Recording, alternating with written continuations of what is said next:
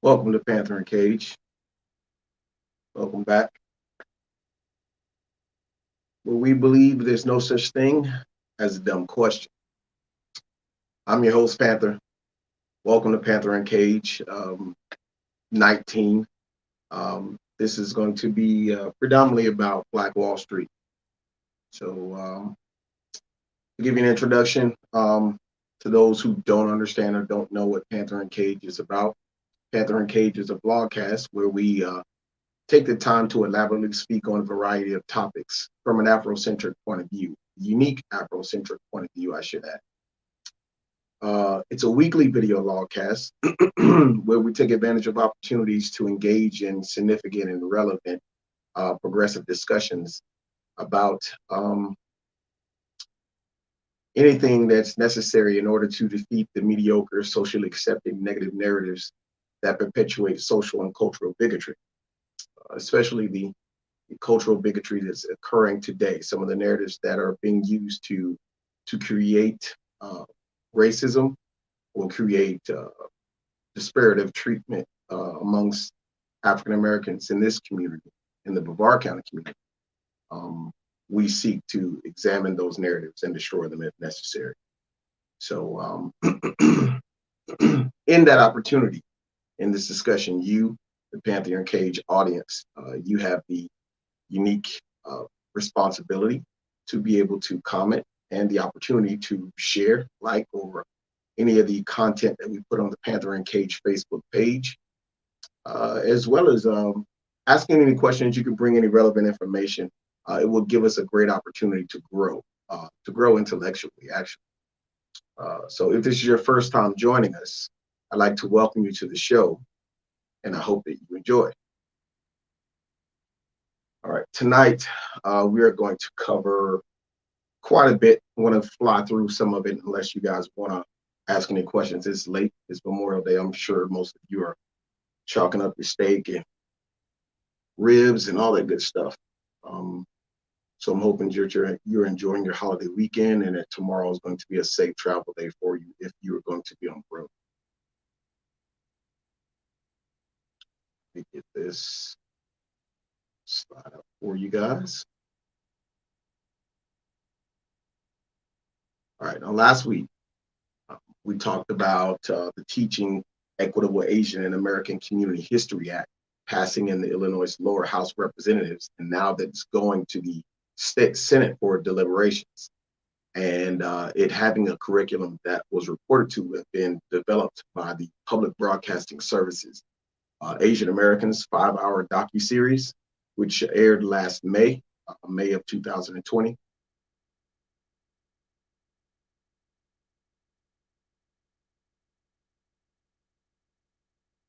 Go.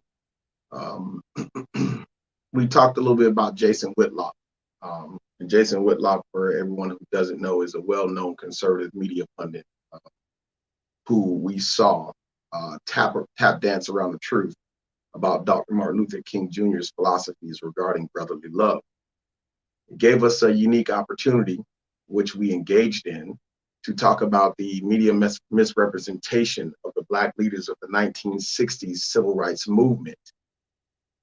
And as we talked about that,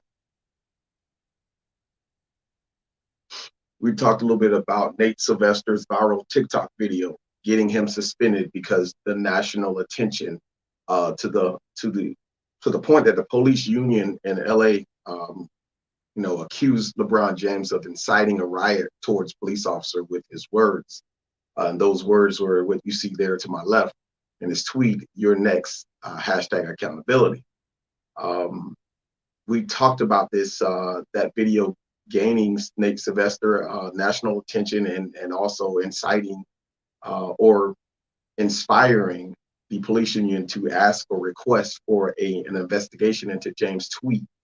And then the intentional media misrepresentation is what we discussed, and how that perpetuates mediocre mindsets, especially in a professional setting. And by that, what I specifically mean is, it was obvious that the time and the date that when this actually occurred, when this tweet actually occurred, was just after the reading of the Derek Chauvin verdict, and seeing as how we were trying to figure out what does freedom look like, or having the national discussion of what does freedom look like to African Americans. The moment that this news about Ma'Khia Bryant, a 15-year-old girl being shot, I believe it initially said 12-year-old girl is what the information said. So most people in the African American community reacted as like I said, as sort of a reaction, almost like a PTSD almost, regarding every time we hear this in the news, it's what Cage calls trauma porn. I know those are bad words to use, especially on YouTube, but just quoting a buddy of mine. So we talked about that, and we just wanted to make sure we got across the message, or the intention that this message of LeBron James was misinterpreted intentionally.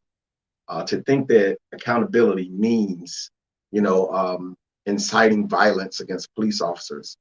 No, I think what, the intention, more or less what everyone with common sense is understanding that at the time that it happened, he probably meant accountability like the accountability that Derek Chauvin faced. So when we talk about those issues, it's very confusing sometimes, but know that a lot of media pundits that are out there are trying to confuse you on purpose. So this is one of those things where it's not good for the public eye. So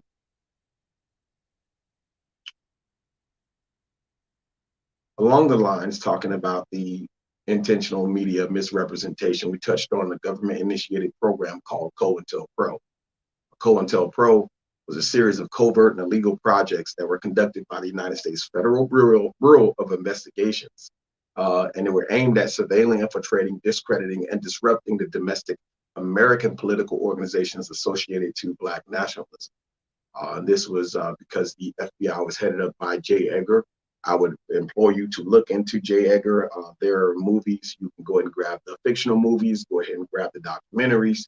But he's very integral when it comes to the 1960s Black nationalist movement, some of the actions that he conducted. And it's very important for everybody to understand that and know that, especially if you're going to talk about African American anything, because the 60s were a very important time. From the 50s to the 60s were, I think, the most political, the most politically conscious community that the African American community probably ever had.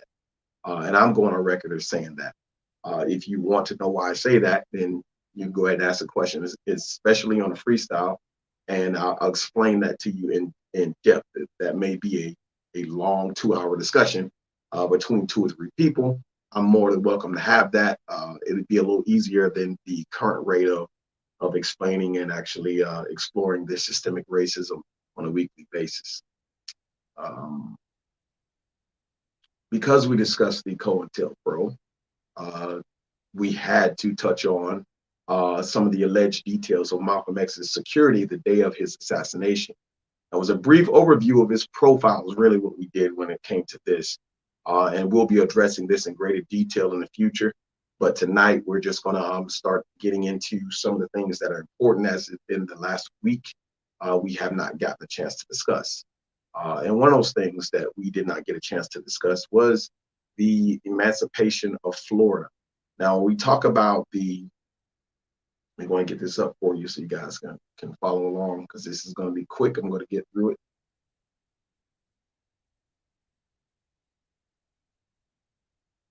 And if you have any comments, go ahead and put those comments into the comment section. I'll be trying to highlight your comments if it does show. I do believe I'm streaming to 4 different spots tonight. Every now and then I kind of alternate, but your comments should filter in. The only time it does not filter in completely with the photo, in addition, is when it's in the Let's Talk About It group. There's some extra clicking on some links in order for you to do that. So in order to beat that, you can go straight directly to the Panther and Cage Facebook page, or even my personal page tonight, and you'll be able to make a comment, and then your photo as well as your comment can be introduced into the show. I'm hoping that it's going to filter in quickly. Last week it had a delay on the feed, so I'll try to work with you guys on that as long as you guys are patient and work with me.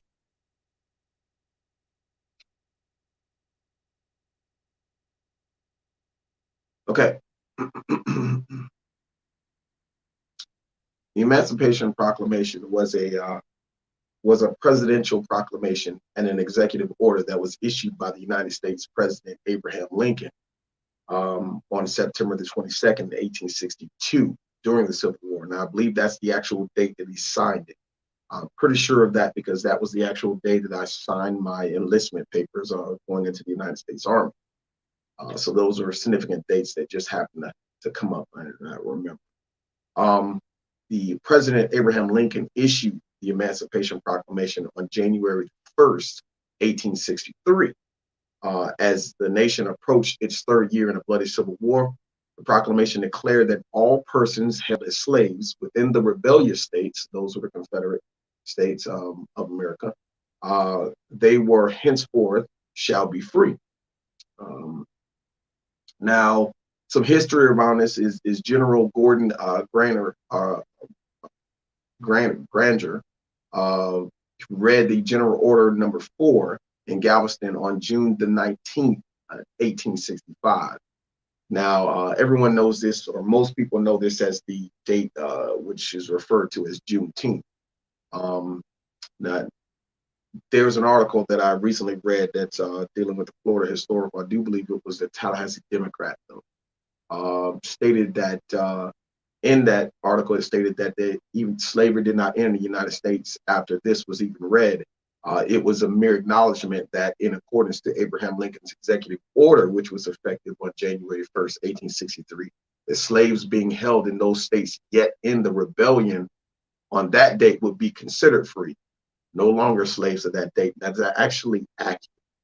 Um, there was no way to enforce the Emancipation Proclamation on January 1st, 1863, because the states in rebellion remained in rebellion, and that's a fact. The Confederacy fell when General Robert E. Lee surrendered to General Ulysses S. Grant on April 9th, 1865, at Appomattox Courthouse in Virginia. And Cage would love to discuss that with you guys in detail, maybe on a future date when he's not as busy. But he loves this. He actually loves this history stuff, and you would find that when it comes to these kind of things, that he is more than capable of giving you the entire backstory, front story, side story. This guy's amazing. So, however, I just want to just state that as a fact. But the surrender of the Confederate governments in each of the rebellious states in order for the proclamation to take effect or had to be had, and it wasn't done.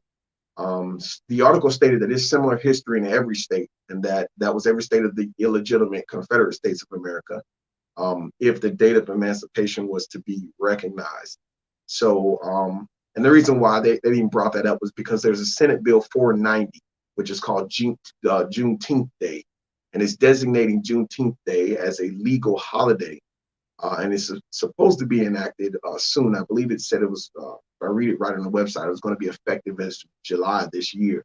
So we still understand that that's still incorrect.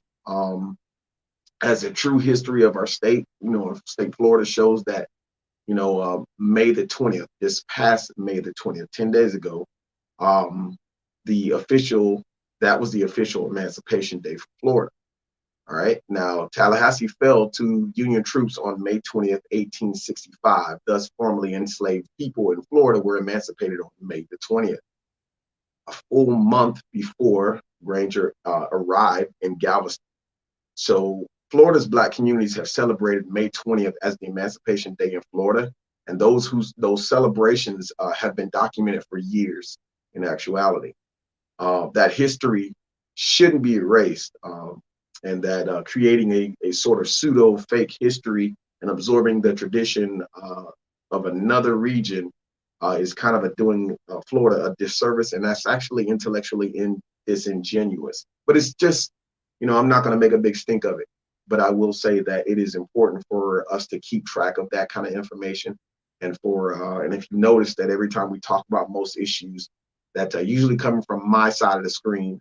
Cage hasn't been with us for about a month or so now, but he'll be back for a few Panther and Cages here and there, unless you guys make a demand and he changes his mind. So, but usually from when we're discussing things together, usually from my side of the screen, you always see me refer back to Florida because I want to make this relevant to you, the Brevard County community, specifically. If there's somebody in Orange County that's watching it, you're more than welcome to watch that. Volusia, the same. It's just some of the information that you would actually need to know, and some of the things that we should be getting taught in public schools. Yes, public schools, not private, but public schools, because these issues happen to come up every day. Just like the next slide is going to show you something that is coming up right now. Although the kids are getting ready for summer, this is the kind of stuff that is important to them for the future.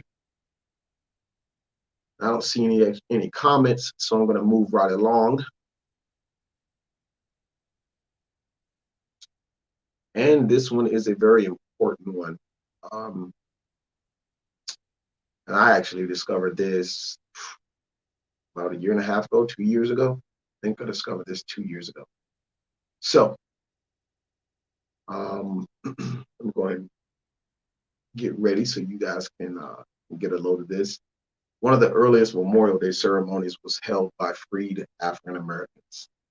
Yes, the national commemoration of Memorial Day was held in Arlington National Cemetery on May the 30th, 1868, where both Union and Confederate soldiers were buried, or are buried, excuse me.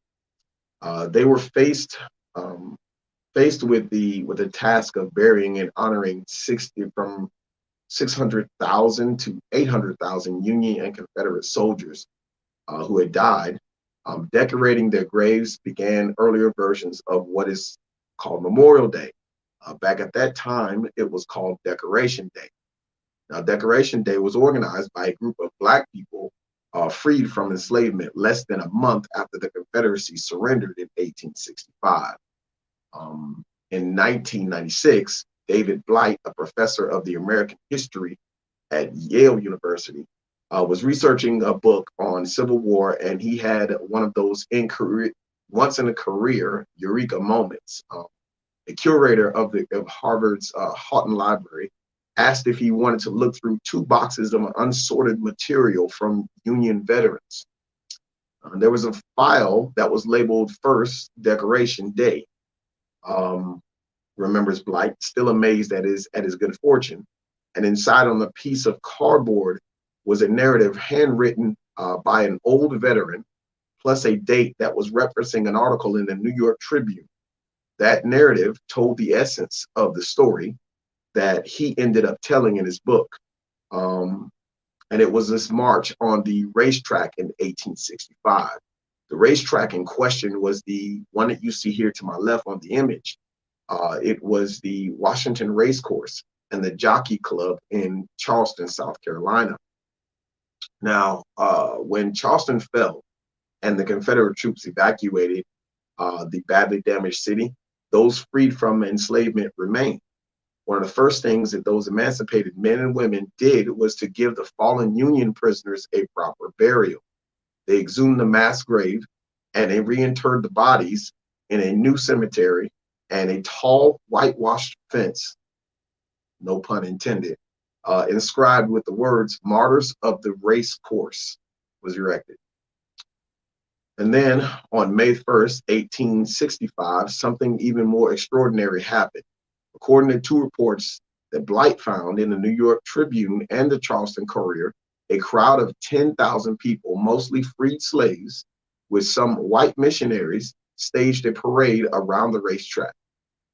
The 1865 gathering at the Charleston racetrack would be the earliest Memorial Day commemoration on record. And there's a lot more to this, but I'm want to end it here. I believe that's enough information just for you to know for this particular evening. Is that more of this can be seen on a link, and I'm going to place that link inside the comment section. Give me a moment so I can go ahead and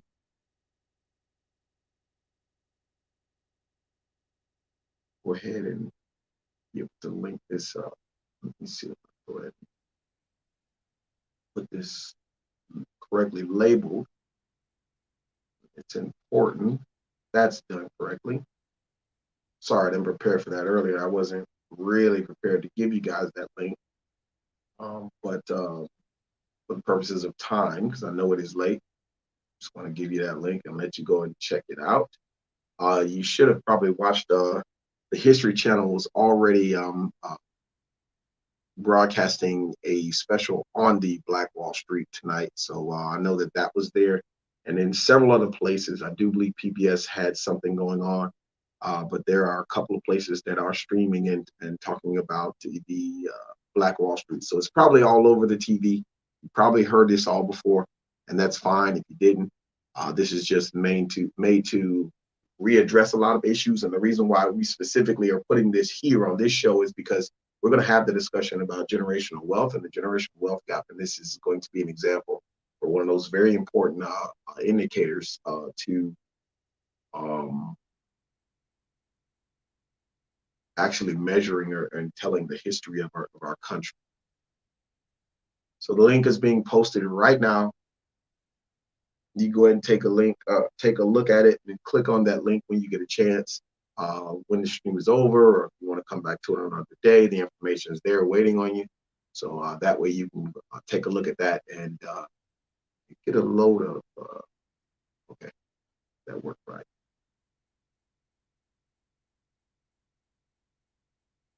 And now, halfway done, everybody. This is not going to be a long one tonight. Just wanted to put this information out because it was relevant. Didn't want to wait till the next year to do so because we actually put this one off last year. The Tulsa Race, the Tulsa Massacre, what is known as the Tulsa, Oklahoma Massacre. The Tulsa Massacre began with an accusation that a Black man had assaulted a white woman. I believe Panther Cage 8.0, we talked about this, or actually it was 6.5, I believe we talked about the lynchings. We talked about how a lot of the lynchings occurred due to the vigilante frontier justice. And the vigilante frontier justice was initiated most of the time by some sort of claim of a Black man assaulting or attacking a white woman. And if you know the history of Black history, and you know anything like Emmett Till, there's even times when stuff like that would happen. There would be a lynching that would occur if you just looked at a white woman and whistled. But here's another where it says that it began with the accusation. Now, just not proven, just the mere accusation that a Black man had assaulted a white woman. In this case, the roles were filled by teenagers. On May 30th, 1921, Dick Rowland, a 19-year-old, entered an elevator in the Drexel building in downtown Tulsa, Oklahoma. And as he went to the first floor, or from the first floor to the third floor, he may have bumped or stepped on the foot of the elevator operator, who just happened to be a 17-year-old white girl by the name of Sarah Page. Page shrieked. Someone came to see what happened, and Rowland ran. Rumors of the incident swept through Tulsa's white community, becoming more exaggerated with each telling, according to the Tulsa Historical Society and Museum, which, you know, I got to say that isn't too hard for me to believe, considering that I'm sure everybody in the Panther and Cage viewing audience at one time or another has sometime played, or at some point played, the telephone game. And you guys, I know you guys remember that, you know, we kind of all sat in a circle, and one person would whisper, or the first person would whisper something into the other person directly next to them into their ear. And the object of the game was for everyone to retell the same thing into the ear of the person sitting next to them, and it goes into a circle and it gets back to the person who started it. And then at that point, that person would stand up and say out loud exactly what was said back to them, but then what was initially said in the first place. And you guys all know that usually by the time it gets, around to the initial person, it's some outlandish retelling of something, or nothing like what was initially spoken. So that kind of experience tells me that this situation that happened in Tulsa, it had to have gotten out of hand, pretty quickly, um, because of whatever occurred between, those two in that elevator. I don't think the truth will ever be revealed without any form of controversy. Now, the next day, um, a headline in the Tulsa Tribune, which is seen here, to my left, blared "Nab Negro for attacking a girl in an elevator." Now, Sarah Page claimed that Rowland attacked her, scratching her hands and her face and tearing her clothes. The newspaper reported. Rowland was arrested and held in the Tulsa County Courthouse. Now, before we go any further, this whole tearing and her story, just, if you really think about it, it kind of does not make any sense. Why would you go inside of a place like the Drexel Building, a very high traffic area, and try to rape a woman or attack a woman on the elevator? It just does not make any sense. Um, there's other elements surrounding Roland, and some people said that because he was not a well-educated man. This is just rumor that I heard from a while back, about 2 years ago, when I was actually looking into this stuff and doing some more research into it. But they said that he wasn't intelligent enough, and that he was really a patsy or a fall guy that they were just looking to throw under the bus. So whether that's true or not, I doubt that, because I would doubt that the actual, they wouldn't measure a Negro's intelligence back then. They just would normally assume. And we're talking about, well, I don't want to get too deep into that. I'll continue. I'll go as it flows, because I don't want to get off into the left, because we are talking about a very important time in Reconstruction. And I'm going to address two of those things, but I'm not going to go too far off to the left. This is mainly going to be about the incidents and some of the individuals and their personal experiences regarding the Tulsa race riot. Now, where I left off was Rowland was arrested and held in the Tulsa County Courthouse. Soon a lynch mob surrounded the courthouse, blocking the streets and spilling over into the front yards of those nearby homes. Now, a group of armed Black men, many of them World War I veterans, because you got to understand and remember, this was when World War I was exactly when it was winding down. So a lot of African Americans who had actually gone over and served had come back, and this is part of the social environment at that time, because some of them were actually asking for better jobs or trying to get into better jobs, because they knew what the military had shown them, their personal aptitude, and they felt like they wanted a better jobs. So as this was going, this was outside of the social norm, or the social order that was unofficially established in America. So this caused a lot of resentment. Now, those Black World War I veterans hurried from Greenwood to the courthouse to protect Rowland. And you got to understand too, this is not like other areas in America. This was a more predominant area. In fact, I think it's going to be in here somewhere, where it's going to talk about white people called this area of Greenwood Little Africa. Black people call this area of Greenwood Black Wall Street. So this was a very, very prosperous and prominent area, which was initially established as Native American lands. Because of the Trail of Tears, you will find that the Trail of Tears ends basically sending them to Oklahoma. And so because of that, this is where a lot of Native Americans and those slaves, those free slaves, were attempting to leave and to go. And so a lot of people congregated to this area. And this is why this, because of the networking and the years of being in this small community, just kind of started to work out. There's also this oil boom that also actually helped out the situation too. So when we look at that, there's also some policy with the Fed that was actually passed in 1911 or 1913, which also I personally feel like it has an impact on this situation, although that may be kind of lost in the sauce when it comes to some of the some of the details. But because this is Panther and Cage, we will, in the future, we will hash this out. We'll talk about this in detail, and we'll get right down to the bottom of it, and give you an opportunity to do so at the same time. This is actually pretty good for you guys because this is a chance for us to actually share the information that we've come across previously, and you don't even have to pick up and open a book. But I don't say just trust me.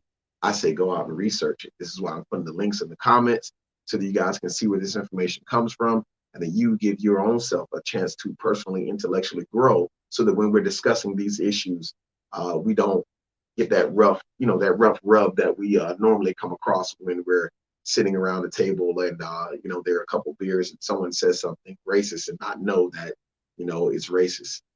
I've seen this happen a lot in my life. People have used negative narratives or narratives that are created by white supremacy, and then they say it, and then I've not gotten offended, but it's always an opportunity for me to try to swallow it and just be the bigger person and try to discuss my way through it. Sometimes I don't even engage because it is quite taxing, and I do understand. So this is a way you can probably receive this information. Come from your own home, look it up, find out the information. You may be able to check out a book at the library. A lot of times most of the information I get from these books are only a partial of the information. And so you have to actually, get a series of books. And before you go trying to, purchase those books, we'll try our best to try to get you the information is best. If you have a question, you can go and submit that in the comment section. We'll try to go look that up later. This is a part of our daily grind sometimes. So where it behooves us to be able to do it for you, I would take advantage of that if I were you in the viewing audience. But getting back to this potential lynching. Now, the previous year, which was 1919, the previous year, a white man had been lynched, or actually it was 1920. The previous year, a white man had been lynched in Tulsa, and it was the city's first, according to this documentation provided by the National Geographic. And that the armed black men saw how easily that played out, and they intended to prevent another lynching. So this is why they moved from Greenwood to the Tulsa courthouse to protect Roland. Now, the sheriff rejected their help, but he managed to prevent Roland from being lynched. And oftentimes we saw in the Panther and Cage 6.5, we talked about lynchings. Somehow the law enforcement would have lost, or they overpower them, and then they would take the suspect, and then you'd be found in a tree. And that was why we titled that one "Strange Fruit." So I don't know if that was on the Panther and Cage page. You'll probably look on my page to find that. We will try to see if we can re-edit that video and get it posted to the Panther and Cage as soon as possible. Now, the charges against Roland would later be dropped, but the crowd's attention shifted, and a white man confronted an armed black veteran. And all that is said, and all that keeps getting reverberated, is that there was a shot fired, and that's when all hell broke loose.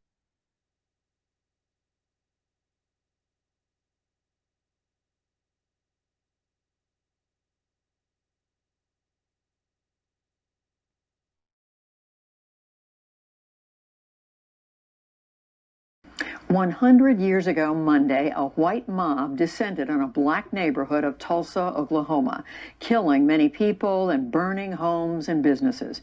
The Tulsa Massacre is being remembered in many ways, one of them an art and history project. Jeffrey Brown has our report for our Arts and Culture series, Canvas.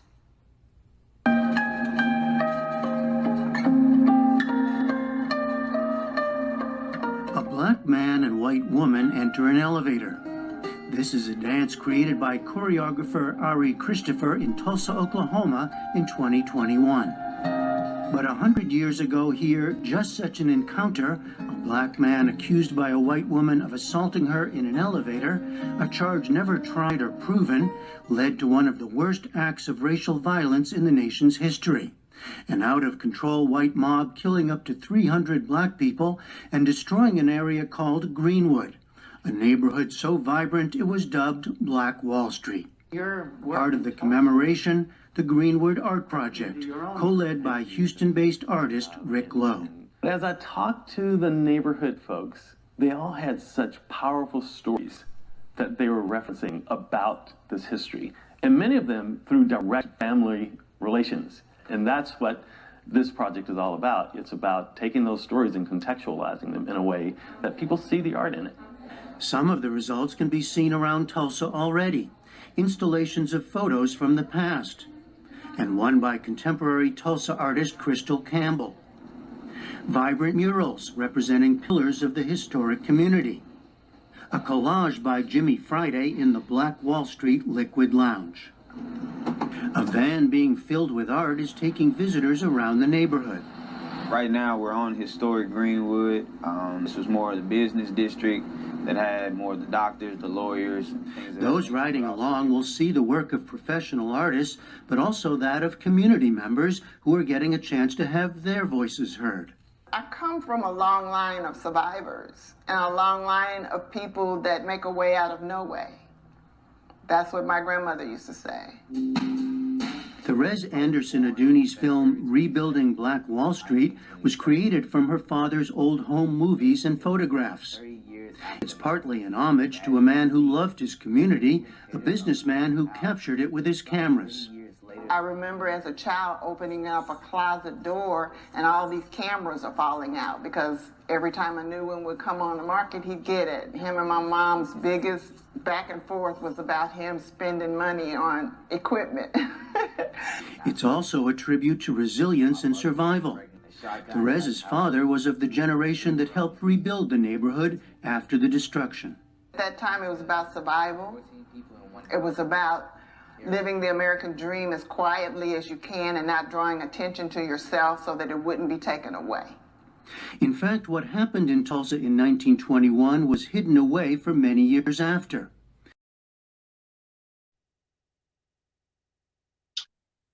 On the night of May 31st, Tuesday,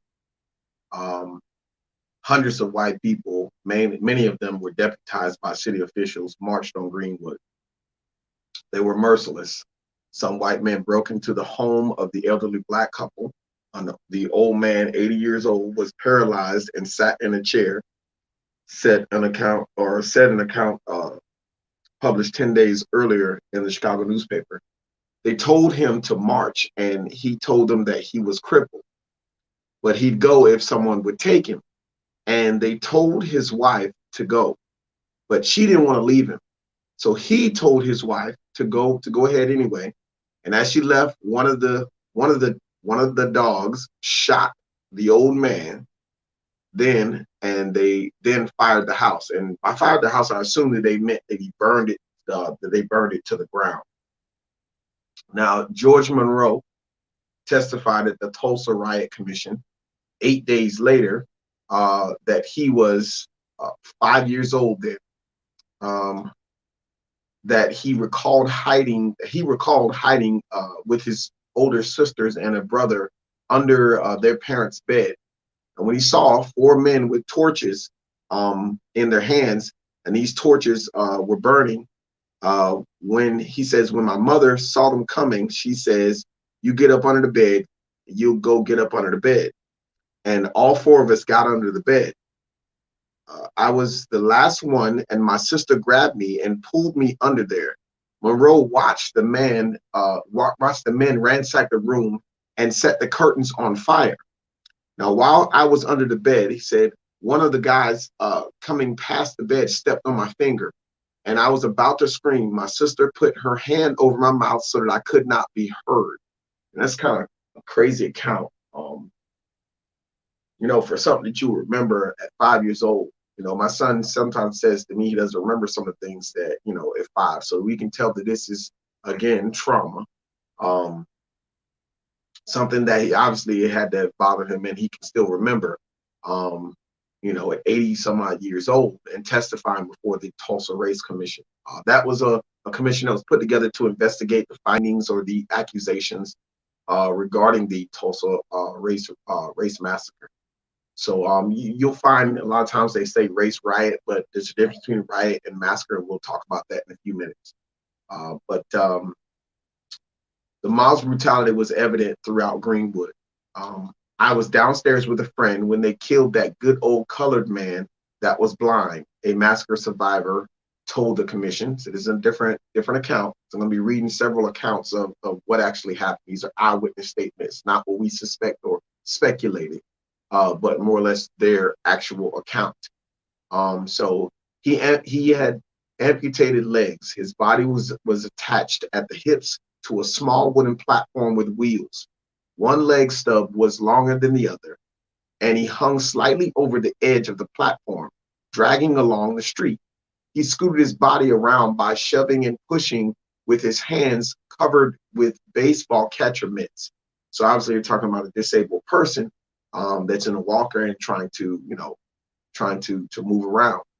It says he supported himself by selling pencils to passerbys or accepting their donations for his singing of songs. The mob tied a rope around his neck and dragged him through the streets of Greenwood behind an automobile. Now, tying a noose around an African American's neck and dragging him in the streets with an automobile was quite a common practice, as I was even told by my grandmother personally, who was living and witnessed certain things in the 1920s. Okay. And of course, you hear things like this and you try to imagine it and you couple it with the experience, which, that you're actually currently enduring.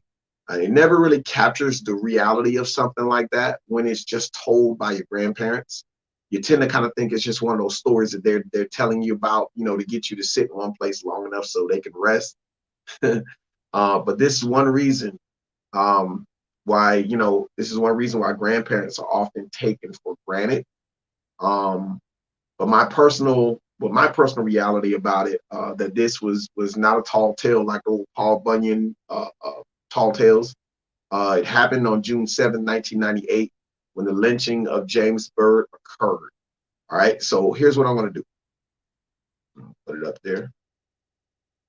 I'm going to put it on a banner at the bottom so you can see it, so you know exactly what the Google.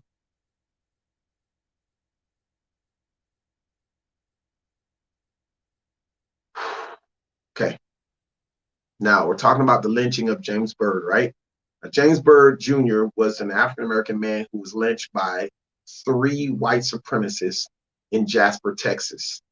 And what they did was they took a noose, they put it around his neck, and then they hooked it to the truck, and then they dragged him. I don't know how many miles.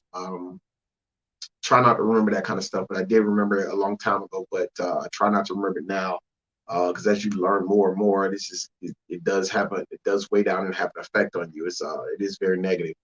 I take on this fight because I believe I'm built for this. So not something that everybody should look up every day. In fact, I would give it a few days before you look this up. But this is just evidence of something that happened in 1998. This one thing, along with others, but this one thing really exposes the negative narrative or the lie that it was Barack Obama who started these race contentions in our country. Because before Barack Obama was ever even considered a presidential candidate, these individuals, these 3 men, dragged James Byrd Jr. By noose. And I remember President Bush had not spoken about it, but it was a lot of pressure to try to get him to even acknowledge it. He failed to acknowledge it. So a little twisted, kind of thoughts that a lot of people have when they feel like you're perpetuating race when you talk about it. That's not true. Actually burying it under for so long is what's gotten us to this situation, because the truth has to come out at some point and some time. But anyways, we're going to talk more about, James Byrd Jr. more in depth later. Not later this show, but like later on another Panther in Cage. But, I just wanted to let you guys know. So if you want to be informed of exactly what I was trying to convey, you can go ahead and take a look and read about, what occurred. So like I said, I got the banner down there at the bottom, so you see how it's spelled, James Byrd with Y, James Byrd Jr. And once you look him up, you'll see, I believe that there is, I think, one more person that's still alive, I think, from that case. Either way, we'll cover that on a future Panther in Cage. And you guys can remind me once we get to talking about that. That's going to be more of the modern stuff.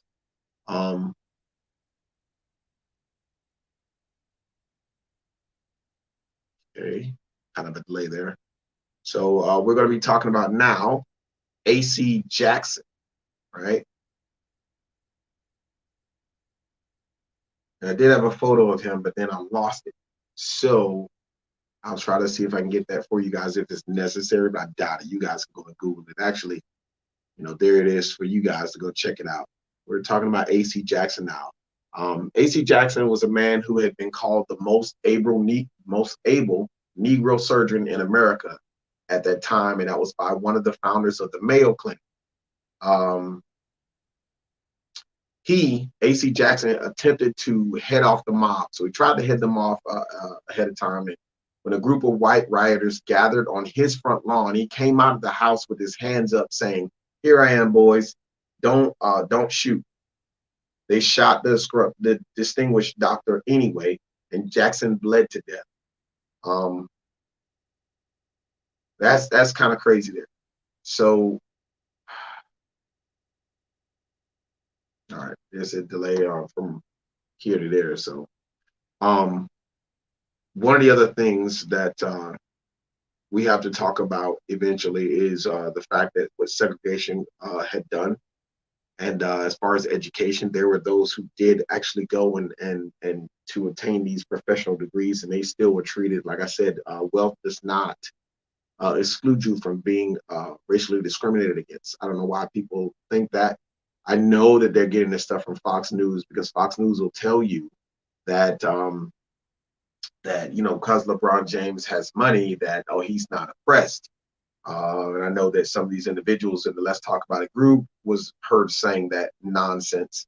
But if you actually truly think about it, the amount of money you make does not release you from a racial oppression. If you knew what race was and you actually listened and we tried to define it for you several times, you would understand that. But that's here nor there. The point is that being a surgeon did not exclude you from, something like this, even at that time. The other thing is the Frisso Memorial Hospital was the only hospital that was serving Black people, and it had been burned to the ground. So if you think about that,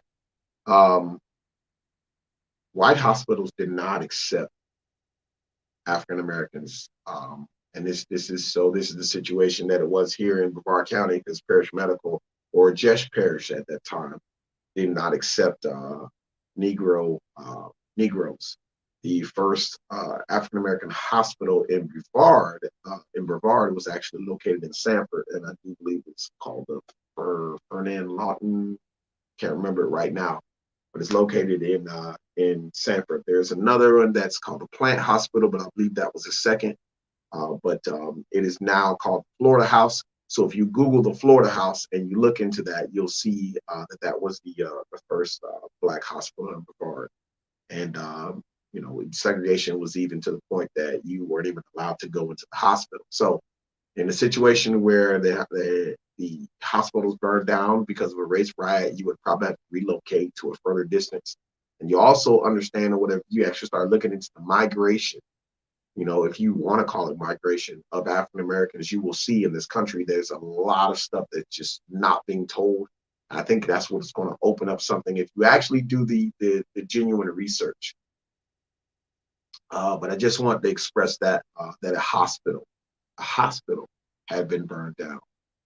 So all this is leading somewhere. It's literally only to one simple bullet point, one simple point. But if I were to say it, you would probably not believe me.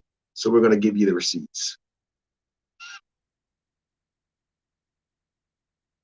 Tulsa likely became the first U.S. city bombed by air, as some of the local white pilots took to the sky armed with incendiary devices. From my office window, this is another count. From my office window, I could see the plane circling, wrote lawyer B.C. Franklin in a typed witness manuscript. Now, down East Archer Street, I saw an old Midway hotel on fire, burning from its top, and then another building began to burn from the top. What an attack from the air too? I asked. Then he saw three men running on Greenwood Avenue. The three men, one of them, lugging a heavy trunk on his shoulder, were all killed as they were crossing the street, killed before my very eyes. Now, that account is controversial because there were other accounts that I've known through research that I've seen previously that proved that the National Guard had a hand in bombing in Greenwood. And you'll see as we continue going forward, you'll see why that is actually said. But for right now, I'm going to go ahead and continue that video. We were looking at a different celebrations or different ways of observing or commemorating the 100-year not celebration but commemoration of the Tulsa Race Riot. City officials sought to erase the historical record. Black survivors, still living in fear for years after, often didn't discuss it with their own families. No one was ever held accountable, no compensation paid. There was no official record until a 2001 Oklahoma Commission report, previewed by news accounts, which is how Joy McConaughey first learned what happened to her grandmother and others. As part of the Greenwood Art Project, captured in this video about McConaughey, she's organizing a June 1st Century Walk to replicate the flight by foot out of the city many took to escape the terror. A Century Walk is just a way to commemorate her by walking out her shoes. That's just all it is it's not a protest, it's not a march, it's just a simple, quiet, memorable walk. And we're only doing 5.5 miles, but my grandmother walked over 60 some odd miles. Artist Alexander Taman and architect Deborah Richards, both transplants to Tulsa, are taking another approach, connecting the past to contemporary Black entrepreneurs. They're building large terracotta blocks, a nod to Tulsa's Art Deco tradition, to enhance today's business spaces. The history of Greenwood is one of resilience and also building and rebuilding over time because of what happened. And so we thought, how can we kind of build a workflow for this project for Tulsa that is about rebuilding and building and this kind of ceramics history? A lot of the commemoration of the centennial is upon reflection and looking back, and we really wanted to be more forward-thinking and more aligned with, I think, hope for the future and just a progress. This is a part of, my giving back, my not just, consuming, but really contributing. Pakistani-born artist Sara Ekmad, who first came to Tulsa for an arts residency, offers a different kind of connection. The shared histories of state-sponsored violence, oppression, massacres of communities, and side by side the pictures look just exactly the same. So those connections, but also personal connections of personal history of trauma, that my work is about, rooted in healing from trauma. Can you imagine an old lady, an older woman, walking 60 plus miles to get away from this type of some of this stuff is unbelievable.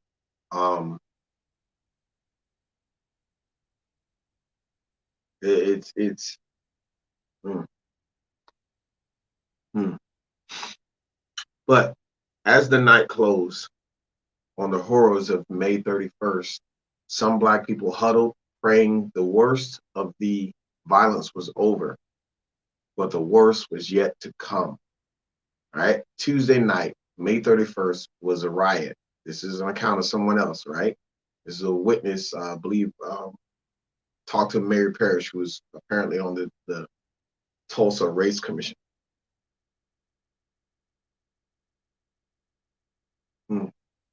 Wednesday morning, by daybreak, was the invasion. The mob had retreated only to regain strength.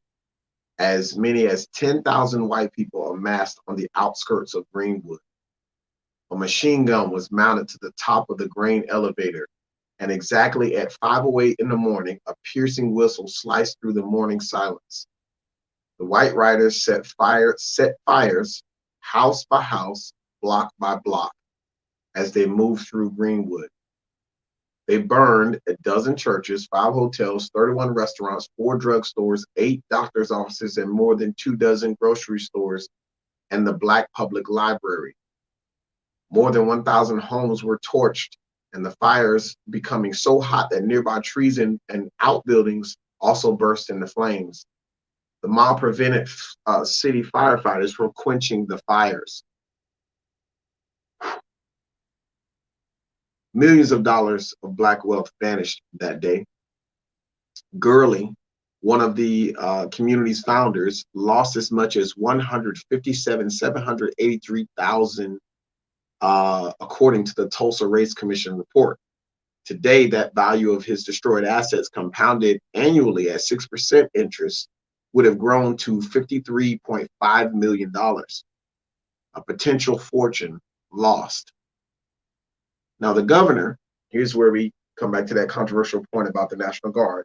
The governor called in an out-of-town National Guard units to keep the peace because the local units had joined the mob's destruction. And rather than protecting Greenwood's residents, they detained them in internment camps at the city's conventional hall, baseball park, and fairgrounds. Yes. Yes.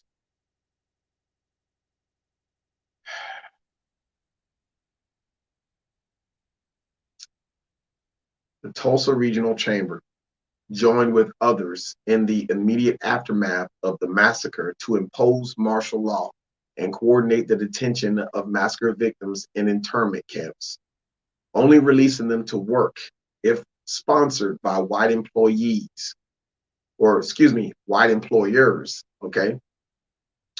When they did leave, they were required to wear green identification badge.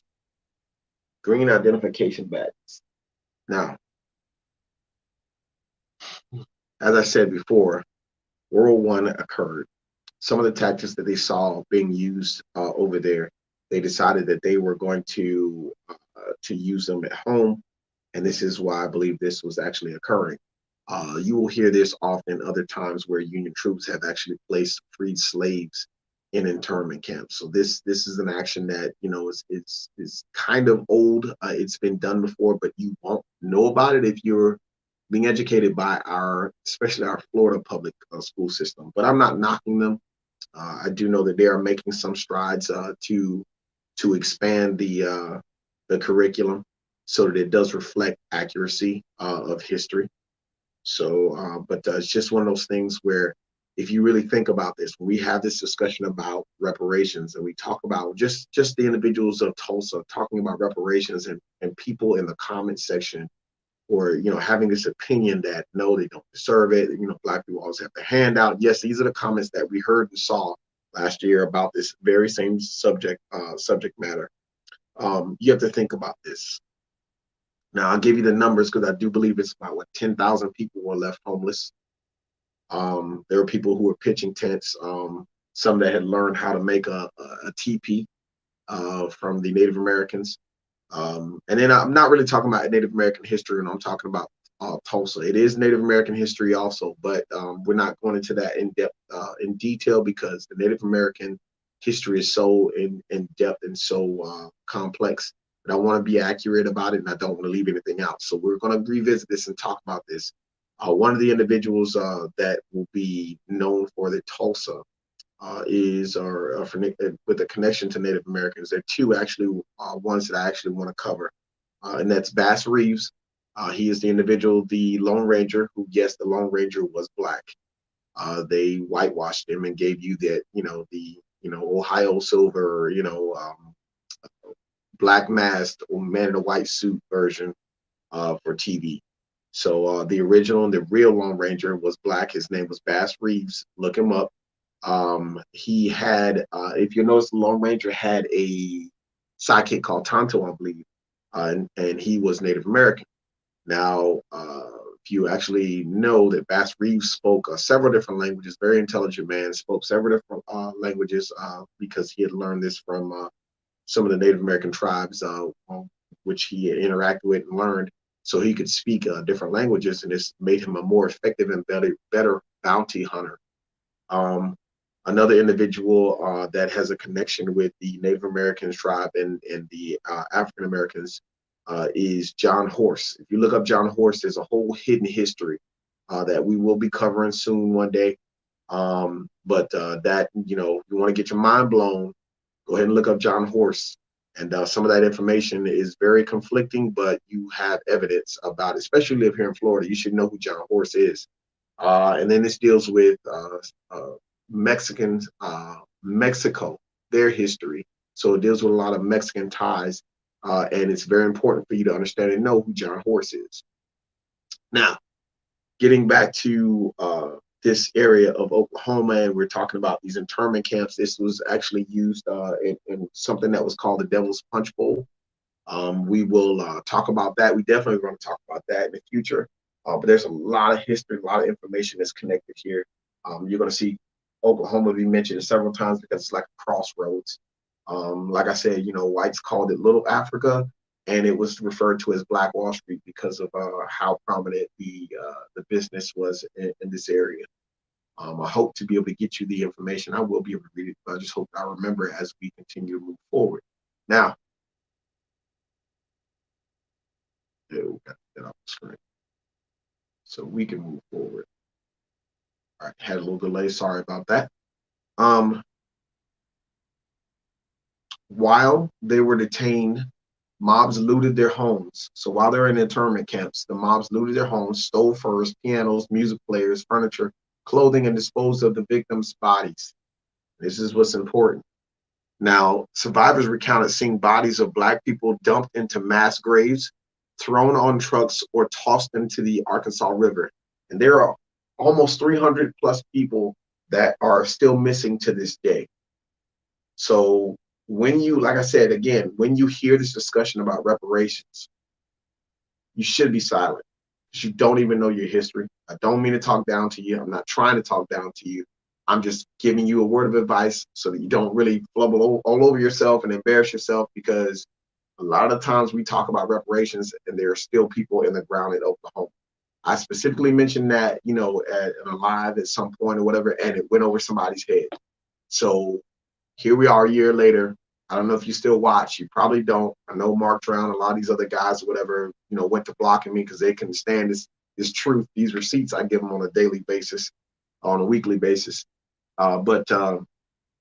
You know, it was important for you guys to understand and know that before you ever engage into a conversation about reparations. Now, that Let's Talk About a group is a group where you can talk about any and everything.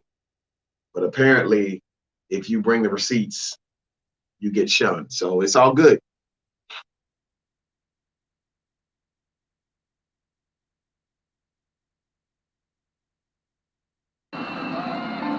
One event in the Greenwood Art Project was a recreation of a 1920s so-called Strutter's Ball, complete with period dress. Amid the fun and strutting, an imagined moment when people realized what was beginning to happen in the streets outside. Got the music! Got the music! Oh, hell, bring it loose on Greenwood! Y'all have to go home. Hug your families. Hide your valuables. What are you doing? Go! Today, community members say Greenwood faces new challenges around gentrification and economic opportunities, and continuing issues that permeate all of society. Greenwood Art Project lead artist Rick Lowe. Whether it's police brutality, whether it's gentrification, whether it's economic exclusion, all kinds of racial impacts that we need to be talking about. While the George Floyd issue, kind of woke the nation up, the folks that we're working with in Tulsa, they've been living with this their entire lives. Organizers hope this year's centennial commemoration honors the history, but also inspires action for the future. For the PBS NewsHour, I'm Jeffrey Brown. That anniversary coming up on Monday and Tuesday. Now, you heard him say in the presentation there, where he talked about, that area of Greenwood currently facing gentrification issues. And we talked about this so many times. We've been addressing it. And I told you that we're going to be coming up on this blockbustering gentrification, redlining, and gerrymandering. And as you can see there, we will be talking about that. It's important. It's also where some of these things are we're touching on intersectionality here, where some of these issues cross over into more of a I don't want to say, just more of a systemic existence. And we try to say this and explain this, but sometimes some people, want to say that the system is racist. They'll give you all these excuses, yet not knowing this information. So it's important that you guys understand that and know that. And we talked about this many times before, because I have said for you guys that one of the most important periods for us to discuss when you're talking about race relations is you are going to have to discuss the post-emancipation Jim Crow period. And that's a period from 1865 to 1985. And I mean, 1985 is going to really touch on the crack epidemic. And that comes with a whole bunch of the stereotypes and everything. So we won't go into that just yet, but know that that's where that's going to go. But then as far as 1865, because they had to figure out what they were going to do with African Americans once African Americans were freed. Once the emancipation occurred, there were a series of just laws that were passed. And if the laws didn't work, legislation didn't work, because a lot of African Americans were involved in politics, then you would see things like this where these massacres would happen. And we'll talk about that more in depth. But keep in mind, I did say this post-emancipation Jim Crow period, this is what this Tulsa race riot is actually talking about too. So just to let you guys know, so you guys aren't thinking that I'm gaslighting you. These are the issues that we are discussing. Now, as I said, they were in detention camps and they used that opportunity to be able to loot and riot. Isn't that strange? Isn't that funny? There's something else that's gonna be also kind of really eerie about this too, being that it's on a 100-year anniversary. Other than being on a 100-year anniversary, but the city, the county, the sheriff, and the Chamber of Commerce. Let me see. I think I need to.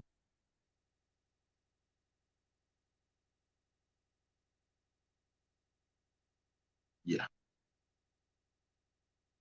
Okay. The city, county, sheriff, and the Chamber of Commerce tried illegally to block the Black Tulsans' attempts to rebuild the Greenwood district. So you can see from then to now, there's still issues of gentrification now, but they tried to block them from rebuilding. So this is a key to also, so it's not something random. I don't think that this is just started just because one black man stepped on a white woman's shoe or something like that. So we're gonna start to see how this is intentional. In the decades following the massacre, the defendants, which were the city, the county, the sheriff, and the Chamber of Commerce, sought to squash any mention of the massacre. So they were trying to keep it under wraps, which is what was stated from the last video, fearing the impact would have on the city and damage the region's reputation. Now, the Tulsa Metropolitan Planning Commission acted along with the city and the county to isolate the Black community from the rest of Tulsa, and they fragmented the community through the city planning initiatives that destroyed the integrity of the Black community. Now, the Tulsa Development Authority and its predecessor unjustly used their urban renewal powers to take property from Greenwood residents and make way for the I-244, Interstate 244, despite the other viable alternatives. Now, the interstate divided the Greenwood neighborhood and the community into two, creating a physical barrier between the north side, which had an overwhelmingly Black population, from the rest of the city, and displaced many hundreds of families and businesses. As you heard, no white person was ever arrested in connection with this massacre. So the running of this I-24, running of a highway or an interstate through the village or whatever, that's been done before here in Florida. That's part of it. So this kind of tactic or whatever is not something brand new. You shouldn't be like, oh my gosh, they did that. They've done that. If you look into Jacksonville's history, you'll understand. You'll see why there was a noose hanging there sometime early or sometime late last year. That history in North Florida is very thick. A lot of times people like to run away from it, but you gotta meet it head on if you really want to understand it. You can't study history and study lies. Then as you become an adult, you really will look pretty silly as you're trying to rationalize or understand this. And then for those people who have kids and then you're trying to explain history to kids, what are you going to look like when your kid discovers these points of history that you chose to omit, that you chose to ignore? It's gonna really paint a picture for you, and it puts your own fate in your own hands. So if I were you, I'd just give you advice and tell you, be straight up about it, be truthful about it. And I think you get, once you get it out there, you can move forward to generating better solutions or different ways to deal with it. Now, TSCO and the city of Tulsa both declined to comment after the matter involved, because the matter involves pending litigation. But remember, we talked about the Oklahoma National Guard. Their public affairs office released this statement. There are widely varying accounts of the role played by the National Guard during the events of late May and early June of 1921 in Greenwood District. However, the historical record shows that a handful of guardsmen protected the Tulsa Armory and the weapons inside from more than 300 rioters. The actions of these guardsmen substantially reduced the number of deaths in the Greenwood District. In the days following the riots, Oklahoma guardsmen restored order to the area and prevented further attacks by both Black and white Tulsans. Due to pending litigation, the Oklahoma National Guard will offer no further comment on this subject. And I'm going to go ahead and put a link from most of where some of this information comes from, so you guys can check this out at another time. I always like to provide you guys information because it's important. I don't want to just, throw stuff out of my mouth and force you to just believe it. Go and do your research, do more research, because I can tell you, like right now, this meme, that picture was captured about 4 or 5 years ago, and I just decided to use it. Just decided to be able to use it. So I'm going to put a heading on this as I talk.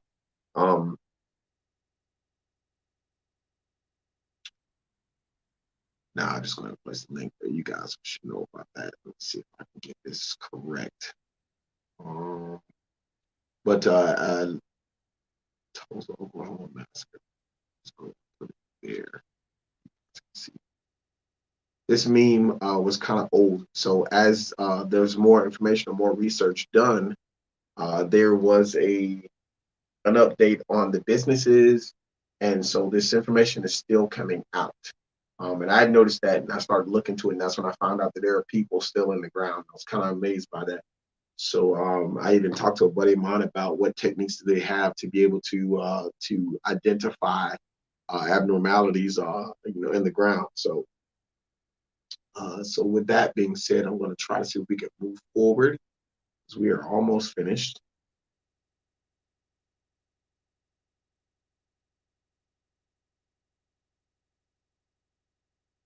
Oh yeah, before I leave off this slide, right there in the middle of the slide, you can see to my left, it talks about the devastation came to be known as the Tulsa Race Massacre. And that was no doubt a part of the sentiment in America created by the Red Summer. Now, the Red Summer is a period which white supremacist terrorism and massacres took place in multiple cities across the United States. And that's a period where you see as December 1918 is actually probably earlier than that, because a lot of these massacres and a lot of these what they defined as riots weren't reported accurately. So if you look at it, and you can tell it says that period from December of 1918. This is just documented from the National Geographic, but it says that October 1919 is when it ended. No, it didn't end it. We're actually looking at a part of it when you're looking at this 1921 race massacre here in Tulsa. So, and then you'll also get some more information or whatever in a few moments. But I just want to express that the Red Summer, that's what the Red Summer was. And that's important because as we talk about this Red Summer rising, the Red Summer is a reference to the Black communities across America that were reeling from the wave of violence and brutality against African Americans incited by white mobs. In 1919, an NAACP leader by the name of James Weldon Johnson organized peaceful protests and coined the term Red Summer to describe the bloodshed.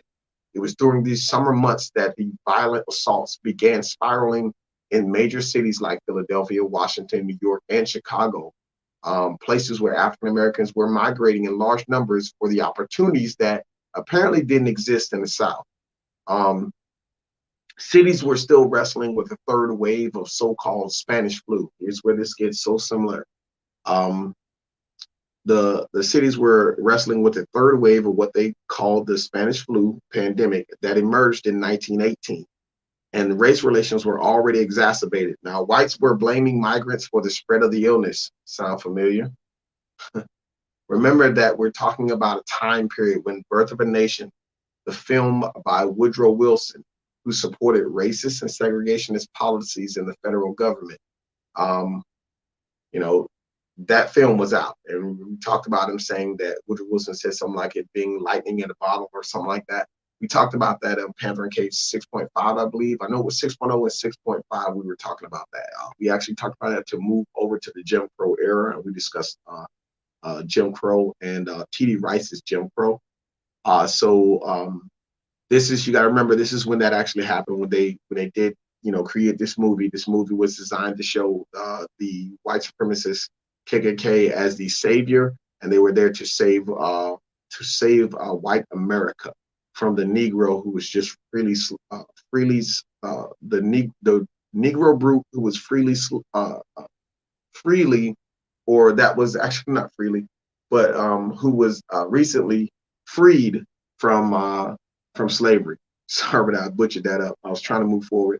Anyway, sensationalist rumors of black men assaulting white women were permeating society. Minstrels and media like Birth of a Nation held a huge influence on America. And like I said, we just talked about that last August of 2020 in response to some of the racist comments and the conversation about reparations that was generated. Now, jobs were scarce at that time, and many whites felt slighted that a small number of blacks could secure low-level government jobs. This fact fueled a particular resentment that was caused by a disruption of the social, economic, and political order that was established by forming of this country. That's the social order we refer to when, you know, I think we had a tiff with Keith Hanley when he talked about the whole telling LeBron James to shut up and dribble. An individual by the name of Sage Matthew, a history professor at the University of Minnesota, stated that blatant racism of 1919 reverberates in other ways today, including the one by white women who are caught on viral videos questioning a black man's or a black person's agency, and yet they don't see themselves as exhibiting racism. So social media users label them as Karen. These current Karens believe that they are defending their families and their communities, and that that they are, you know, these moral vigilantes. So she also said, and they get away with it much more quickly than white men with guns, because we still ascribe the fragility to these white women that she says I'm not always sure they've earned. Now, when you look at history, white women are the foot soldiers in some of these riots, and the women of 100 years ago were just starting to flex their muscle within the Klan. This is her words. Now, fear of a loss of social status and dominance contributed to the massacres that were listed here in the image here to my left. And you can read them all. From April to November, some 30 riots broke out across the eastern United States, with hundreds of accounts of beatings, lynchings, and the burning of churches and buildings. As a result of that violence, the Ku Klux Klan also saw a resurgence. Now, the information that I just stated was somewhat disingenuous because regarding the narrative of the 30 riots breaking out. These are massacres where they were white on black violence dominated. I factually checked that 3 times before I even came on air. Okay, to define these as riots would basically be them painting over the truth, because there's a big difference between a riot and a massacre. Now, the difference that I told you about, I'm going to say it now. A riot is defined as a violent public disorder, specifically a tumultuous disturbance of the public peace by 3 or more persons assembled together and acting with a common intent. Now, a massacre is defined as an act or an instance of killing a number of usually helpless or unresisting human beings under circumstances of atrocity and or cruelty. Okay, now, there's a big difference between a slaughter and a disturbance. So the audience needs to understand that, they need to have some discernment necessary when discussing the Reconstruction era riots. Okay, That is exactly why we're taking the time to really go over these issues of these incidents and events that we do here on Panther and Cage, because we want to take our time discussing these American history events with true analysis. We don't just gloss over events and feed you some narrative that makes white people uncomfortable. Within my brief research, I did uncover that the Washington riot of 1919 was distinguished by was different, and it was distinguished by a strong, organized, and armed Black resistance. Now, this one, the Washington riot of 1919, was unlike virtually all the other disturbances that preceded it, according to the Washington Post. Now, I'm going to do some more research into that. Probably won't talk about that until maybe the anniversary date or when it becomes relevant to the conversation as we move forward here on Panther and Cage.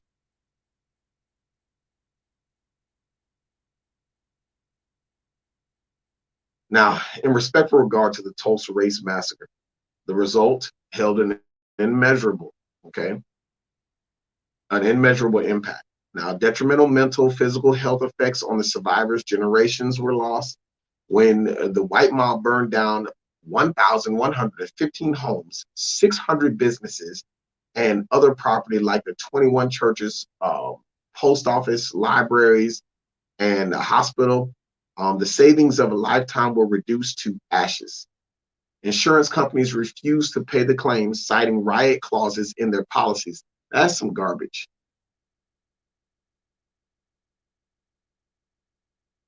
Black property owners filed 193 lawsuits seeking recompense. The cases were dismissed, the losses were permanent, and National Geographic covered this specifically in their June 2021 issue, where they printed a projected loss of wealth analysis. Now, in today's dollars, material losses from the rampage totaled $26,752,705. Excuse me. But the long-term cost of the victims includes the loss of the ability to build wealth and pass it on to their descendants.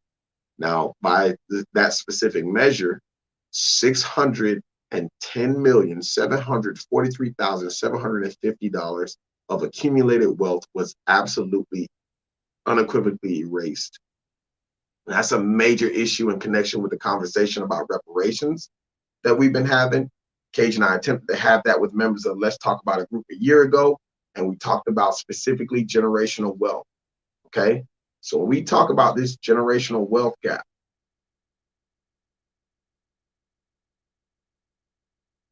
I'll put it up there for you.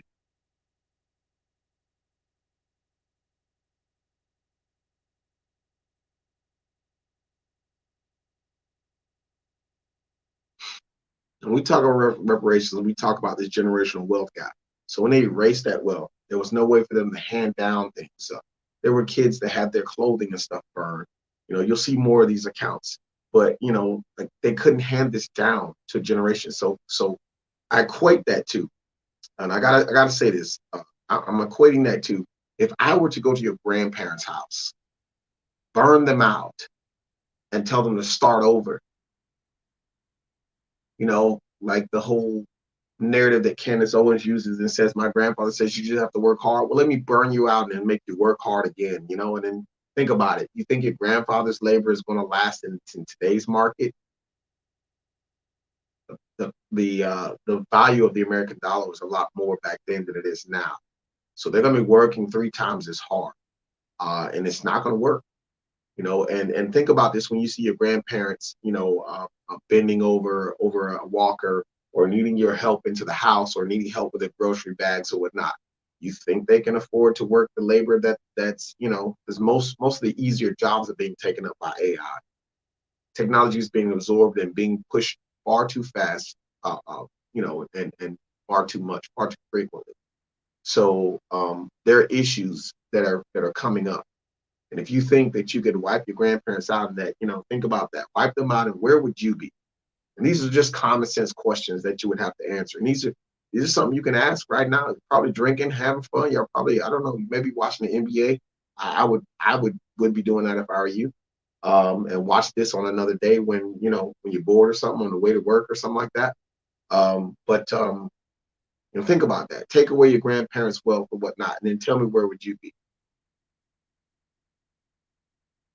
since generational wealth and the generational wealth gap is not that big of an issue.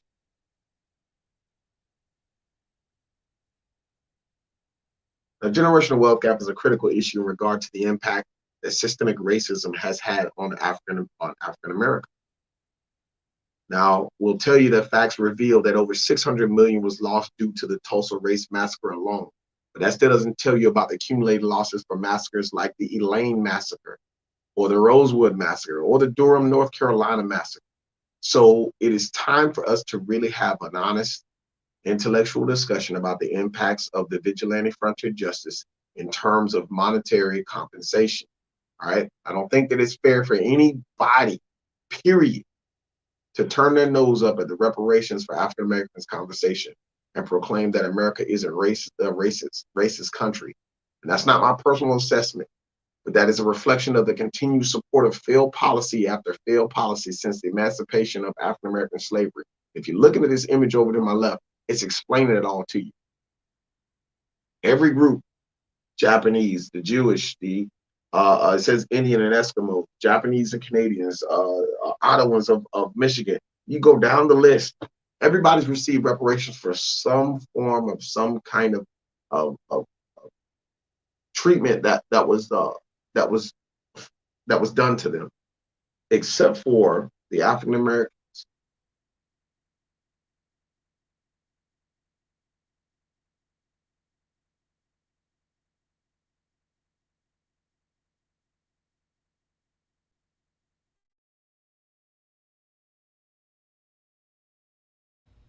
Black Wall Street in Tulsa was the Greenwood District, and that was a district that had a hospital, had libraries, it had law offices, churches. It was the hub of the African American community. It was also a space of African American affluence and success, where Black people created their own businesses and they serviced themselves in these businesses. So for those almost 1,200 businesses and homes being destroyed in about 24 hours in the massacre is significant. It's also significant because we are now, as I mentioned, about 100 years away from that particular massacre in that moment.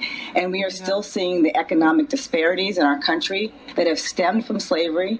Even in a moment when African Americans found ways to celebrate themselves and bring themselves up and create businesses and establish their own communities, that was taken down in 24 hours. And here we are again, revisiting this moment of disparities of African Americans being treated poorly as African American within not just wealth, but as you mentioned, healthcare, the school districts, the school books in particular.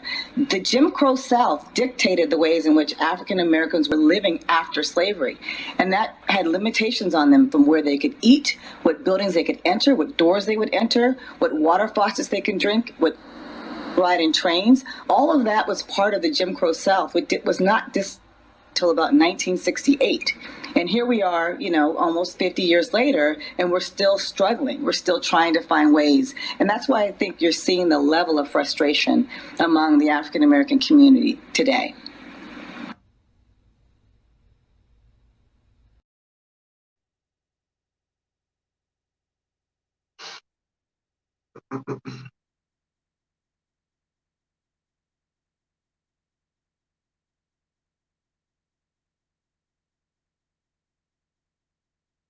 Yep, I think I stated that in the earlier in the show, Keena.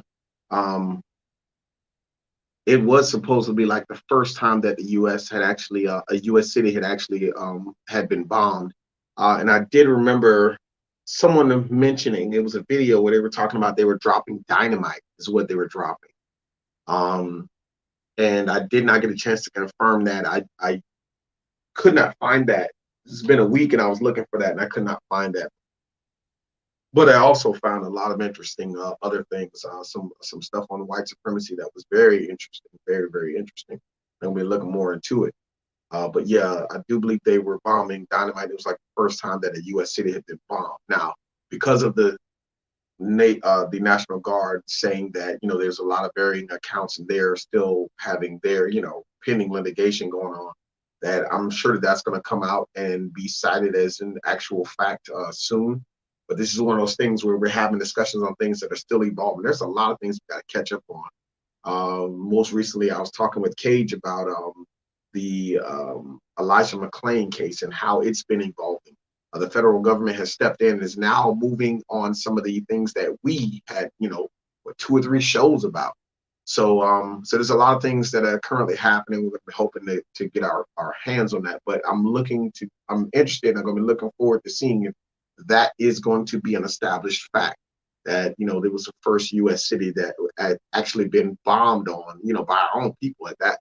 So, because it's going to say a lot when it comes to when we start studying the Union and the Devil's Punch Bowl, some of the things that our country did to us. And they won't be able to show it off and say, oh, that was the Confederates. That was this, it's kind of like, no, these were Union soldiers that conducted this, So it's very interesting. So that's why you're seeing a lot of people trying to defer on these issues. Now, moving forward and talking about the impacts that it's had on people, on real people that were involved or survivors of the Tulsa Race Massacre. The Tulsa Race Massacre affected people like Eloise Price Cochran here, whose father, Clarence Rowland, is the cousin of the 19-year-old teenager that was accused of assaulting the 17-year-old Sarah Page, Dick Rowland. Now, I cannot imagine the hell that her family must have faced or had caught in the aftermath of that massacre. Now, there was more information circulating that actually, started the violence, as we talked about earlier, that it wasn't just the fact that he stepped on her shoe or he may have assaulted her or attacked her as she claimed, or because there were rumors that she never claimed that. The rumors were that the newspaper printed that, but she didn't say that. So there's a lot of controversy to this situation. But as you heard in the previous information, I stated the mob turned their attention to an African-American man in possession of a firearm. And I did see a special where a lady was talking about, and that was because at that time, coming back from World War I, a lot of white people did not like to see Black African-Americans with guns. And there's an issue of that being currently, I do know on the Blaze Up 321 on their show, one of the first ones I watched, this guy was talking about when he sees a Black man with a gun, he runs the other directions and he's going to call his boys, whatever. First off, you're a Marine, you don't run away. So I knew right then, I'm just going to say that guy was fraudulent, straight fraudulent. Okay. And then to perpetuate that, being of Haitian descent or whatever, and to perpetuate that, that myth that, oh, a Black man with a gun is more dangerous. Come on, are you serious? Yeah, we got to be smarter people. We definitely have to be better than that. Okay. Anyways, getting back to Eloise Price Cochran. She and along with other survivors of the massacre, filed a lawsuit seeking reparations, which called for monetary compensation, a scholarship program that benefits the descendants of the Greenwood District, and immunity from all city and county taxes for the next 99 years for massacre descendants. Now, another Tulsa Race Massacre survivor who had a very fortunate experience of positivity after the event was Dr. Olivia Hooker. Dr. Juliet Olivia Hooker, one of the last known survivors of the Tulsa Race Massacres in 1921, experienced terror and disenfranchisement as a witness to the slaughter. But being one of 5 children, she crouched under a table of the large oak oak table, hidden by a tablecloth with her siblings. Hooker witnessed the Tulsa Massacre firsthand at the vulnerable age of 6. So we had one person that's 5 who witnessed it, and we had another person that's 6. Sitting before the Tulsa Race Massacre Commission as one of its founders, she was testifying as a Tulsa Race Massacre survivor. Hooker described the Ku Klux Klansmen burning her doll's clothes that were hanging from the clothesline in the family's backyard. They took an axe, destroying her sister's piano and her father's record player with the family's record collection as they went through on a murderous spree. Hooker said that she asked her mother at the time of the massacre, how can it be hailing when the sun is shining brightly? She said her mother told her, I'll show you what's going on, and took her to the front window. it was there. Olivia saw a machine gun, and her mother said that this machine gun that is a machine gun up on the hill, and there's an American flag on it. That means your country is shooting at you. Then Anita Stigger, who was Hooker's mother, hid all of the children under the table to hide. Samuel David Hooker, Olivia's father, owned a clothing store in the prosperous Greenwood neighborhood, which was burned to rubble at the close of the mob violence. In 1945, Hooker went on to become the first African-American woman to join serving active duty in the United States Coast Guard. And as an activist, she advocated for African-American women to have the opportunity to have the same privilege. Hooker honorably served in World War II as a member of the Semper Paratus Always Ready program. Now, Hooker would later push herself beyond her service to our nation, becoming a psychology professor at Fordham University. And on May 20th, 2015, President Barack Obama recognized Hooker's Coast Guard service and legacy while in attendance to the 134th commencement of the United States Coast Guard Academy. Dr. Hooker passed away on November the 21st, 2018, in her home in White Plains, New York, at the age of 103.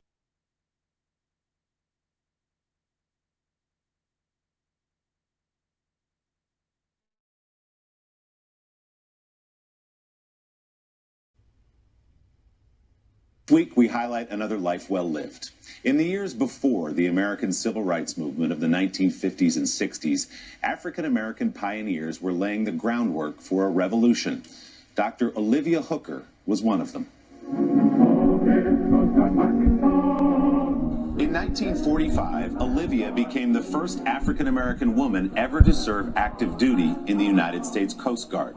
She made history when she volunteered for the Women's Reserve Unit called SPARS. Dr. Hooker's service to the United States is even more extraordinary when you consider her experience in the country she served. Olivia was 6 years old in 1921 when the Ku Klux Klan and other white rioters tore through the Greenwood district of Tulsa, Oklahoma, where she lived. Olivia hid under a table with her 3 siblings as the Klan smashed the family piano and set the house on fire. Her father's clothing store was burned to the ground in what then was called the Tulsa Race Riot, but today is known as the Tulsa Race Massacre, in which more than 100 people were killed.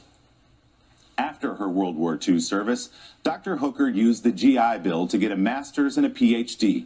She later became a distinguished professor of psychology at Fordham University in New York. In 2015, the Coast Guard named a training center for Dr. Hooker.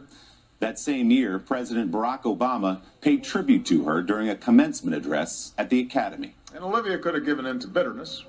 She could have been pessimistic about her country. Instead, she made it better.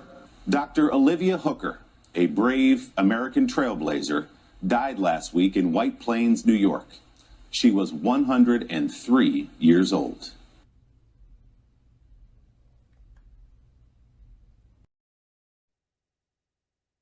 In 2010, Dr. Hooker revealed that learning from her father of the intentions of the perpetrators of the Tulsa Race Massacre. Those rumors were circulating for some time before the massacre among her father's customers, whom many of them were servants of white families and businesses. Their employers were beginning to stockpile weapons and dynamite. She said, Dr. Hooker said in the interview that she said, we knew something was going to happen. Hooker revealed that those who were planning the massacre were waiting for an event that they could just use to cover up their plan to move the Black community out of Greenwood.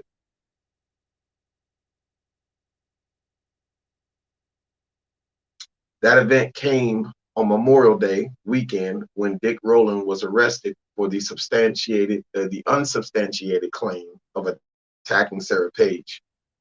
Now, more can be learned about Dr. Olivia Hooker by visiting the Smithsonian National Museum of African American History and Culture. I'm going to put a link in here that's going to be linked to the new Tulsa Star, and it's an investigative portion. I haven't looked at it completely yet, But from what I did look at, some information that I found about Olivia Hooker, it's a great source of information. So I'm going to go and post that in the comments right now.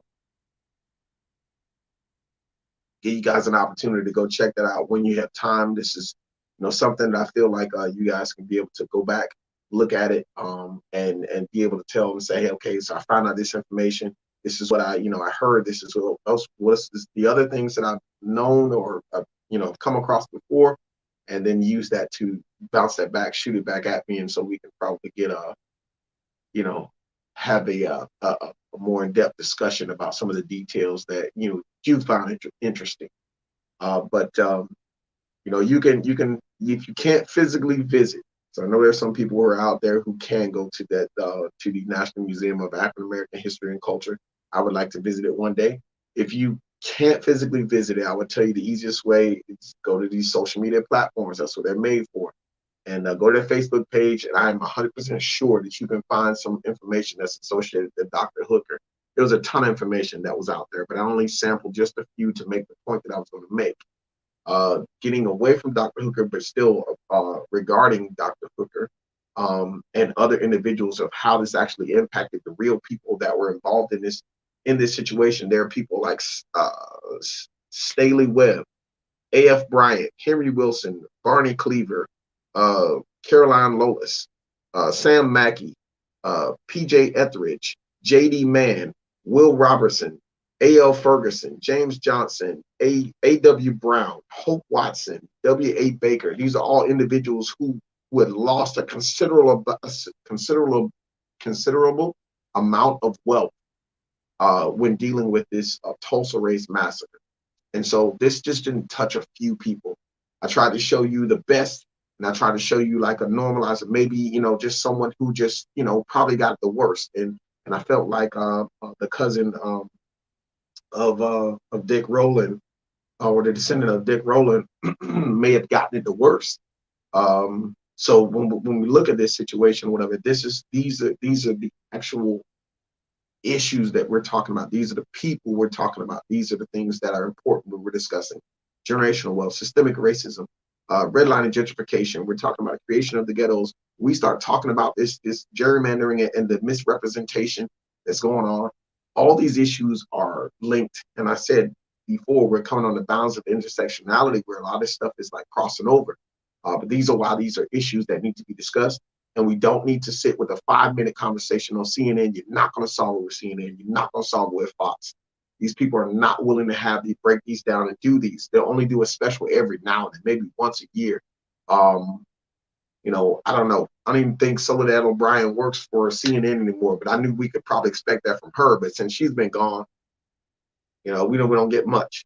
So anyway, I just wanted to be able to state that was one of the things that we need to know about as a people, as a whole, when we have these discussions. And then closing this out, I did want to say that according to PBS NewsHour, I found out 2 days ago that they were that early Friday morning, organizers in Oklahoma canceled Monday's main event commemorating the Tulsa Race Massacre for this year. So that's kind of after all of this or whatnot. Now they're saying that they're afraid. They're absolutely afraid of what's to come. You're welcome.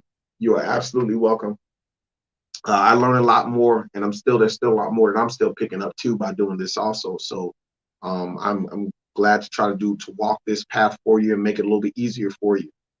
But before we, like I said, before we close out, I want to go ahead and show you guys something that happened on Friday, and it kind of made me disappointed. But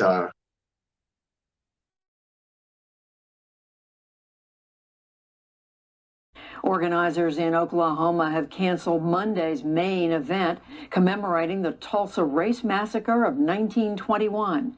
They cite unexpected circumstances.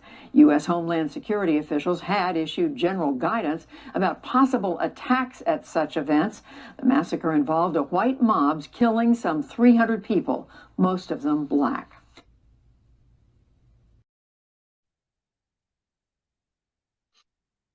it's very disappointing to see this, to hear this. It was one of those things that I was hoping that we we definitely could have gotten past after, this year, this crazy year that we had, starting off with the January 6th insurrection, thinking that maybe it would die down after that. And what I've seen in political aspects is people have doubled down on some of the lies, some of the misrepresentations, and it's gotten worse. I don't know, just it's a hard, long road. I knew I was in for it. As a black man, I'm always in.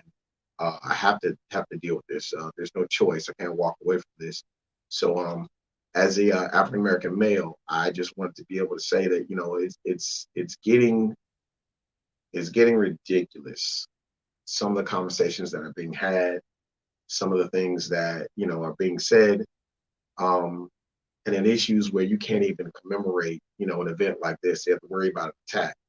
It seems like they're more interested or more concerned about this one than they were the January 6th insurrection. But I'm not complaining. I'm just saying it was just disappointing. And I'm hoping that we can move beyond this to where we can,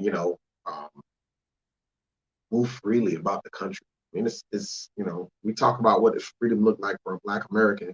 We want to move about the country and not have to worry about looking over our shoulder waiting for a Karen.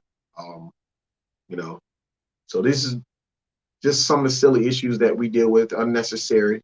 But we talk about privilege and people say that it doesn't exist.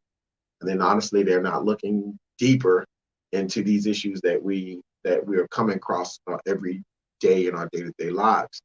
So I hope that you guys are having a safe Memorial Day weekend. I hope that you guys are, I hope I was able to bring you some information that will help enhance you so that when you're having further discussions dealing with race, that it's a comfortable conversation and that it turns into a very progressive conversation. As always, you guys are welcome to comment, like, or share, or even tell me if you don't like something or whatever. Get in the DMs, tell me whatever you don't like or whatever. We can have a discussion. But the point is to basically to explore these negative narratives and explore them as well as exploit them, and then and move forward in a manner of progression and just progress. Period. I want to thank you guys for tuning into the show. Those who participated, thank you, Keena, for commenting. I know most of my audience, usually about 6 of them, are in Facebook jail. So I hope that you guys get out. I hope that you guys liked and enjoyed tonight's show. I'll try to see if I can keep this information readily available and try to expand upon it so that if we ever talk about this in detail, because this one we will bring back up. We will mention it when we talk about the Red Summer. That's definitely coming back up because that's very important for us to understand what, when we're talking about Reconstruction era America. So I hope that you guys enjoyed it. And I hope that you guys are going to be safe this weekend and hope you have a wonderful Memorial Day. As always, I wish you love, peace, and may the Most High guide your path.